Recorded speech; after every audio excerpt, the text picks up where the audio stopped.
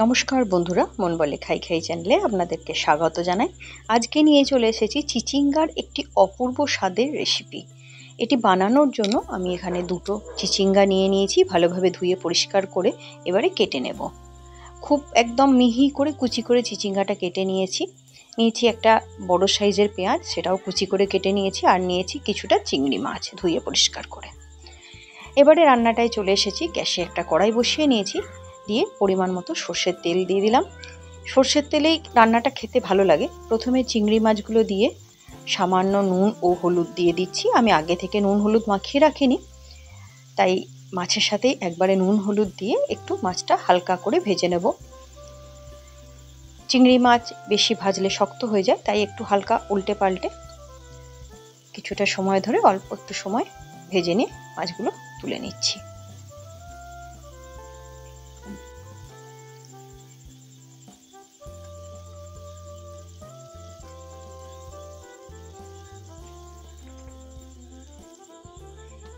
ওই একই কড়াইয়ে একটু সামান্য তেল দিয়ে নিয়েছি। এবারে এর মধ্যে দিয়ে দিলাম পেঁয়াজ কুচিগুলো। পেঁয়াজটা দিয়ে একটু ভালোভাবে ভেজে নেব। পেঁয়াজের কালারটা যখন একটু চেঞ্জ হয়ে যাবে, তখন এর মধ্যে দিয়ে দেব আদা ও কাঁচা লঙ্কা বাটা 1 চামচ পরিমাণ। আদা ও কাঁচা লঙ্কা দিয়ে একটু ভালোভাবে পেঁয়াজের সাথে ভেজে নেব। পরিমাণ মতো একটু সামান্য জল দিয়ে দেবো, যাতে আদাটা কড়াইয়ের সাথে লেগে না যায়, যাতে একটু কষাতে সুবিধা হয়। সামান্য একটু জল দিয়ে একটু সময় কষিয়ে নিলাম। এবারে কিছু গুঁড়ো মশলা দিয়ে দেবো। দিয়ে দিচ্ছি 1 চামচ জিরে গুঁড়ো, 1 চামচ ধনে গুঁড়ো, 1/2 চামচ লঙ্কার গুঁড়ো, আর দিয়ে দিচ্ছি হলুদের গুঁড়ো 1/4 চা চামচ। দিয়ে একসাথে ভালোভাবে সমস্ত মশলা, পেঁয়াজ, আদা, কাঁচা লঙ্কা কষিয়ে নিচ্ছি। যখন মশলা খুব ভালোভাবে কষানো হয়ে যাবে, মশলা থেকে একদম তেল ছেড়ে আসবে, ততটা সময় মশলা কষিয়ে নিয়ে এবারে এর মধ্যে আমি দিয়ে দিচ্ছি কেটে রাখা চিচিঙ্গাগুলো। চিচিঙ্গাটা দিয়ে ভালোভাবে মশলার সাথে নাড়াচাড়া করে মিশিয়ে নেব পুরো মশলাটার সাথে চিচিঙ্গাটা।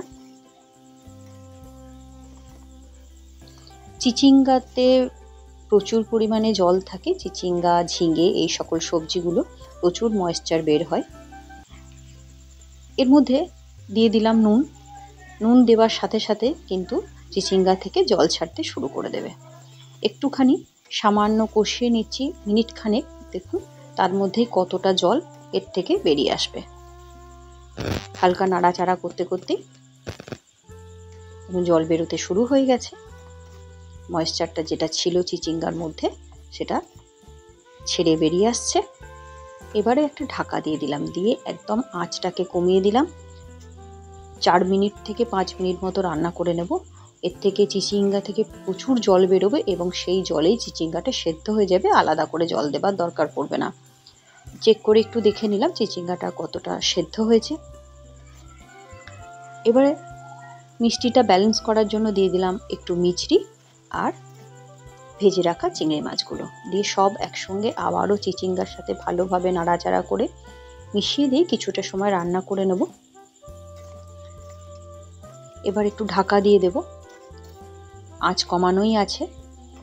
ঢাকা দিয়ে আরও 3 মিনিট মতো রান্না করে নেব, তাহলে মাছগুলো সেদ্ধ হয়ে যাবে।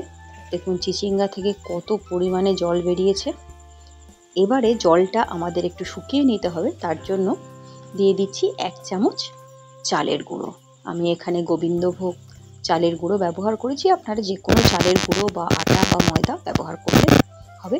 এতে যেমন চিচিঙ্গা থেকে যে জলটা বেরোবে, জলটাও শুকিয়ে যাবে, আর যে সবজিটার মধ্যে একটা সুন্দর আঠা আঠা ভাব আসবে। এতে সবজিটাও খেতে ভালো লাগবে। কারণ এখানে আলু দেওয়া হয়নি, যে আলুটা দিলে হয়তো এর থেকে সবজিটার মধ্যে একটা থিকনেস আসতো। তাই এবারে উপর থেকে একটু ফোড়ন দিয়ে দিলাম, জিরে, শুকনো লঙ্কা তেলে ভেজে, আর ছড়িয়ে দিলাম একটু ধনেপাতা কুচি। দিয়ে সমস্ত কিছু একসাথে ভালোভাবে মিশিয়ে দিচ্ছি। এই পরে ফোড়নটা দিলে ফোড়নের একটা সুন্দর গন্ধ আসবে রান্নাটার মধ্যে। এবারে উপর থেকে সামান্য গরম মশলার গুঁড়ো ছড়িয়ে দিয়ে ভালোভাবে মিশিয়ে নিয়ে গ্যাসের ফ্লেম অফ করে ঢাকা দিয়ে রেস্টে রেখে দেবো মিনিট 2-3 সময়ের মতো। তারপর এসে আমি পরিবেশন করে দেব।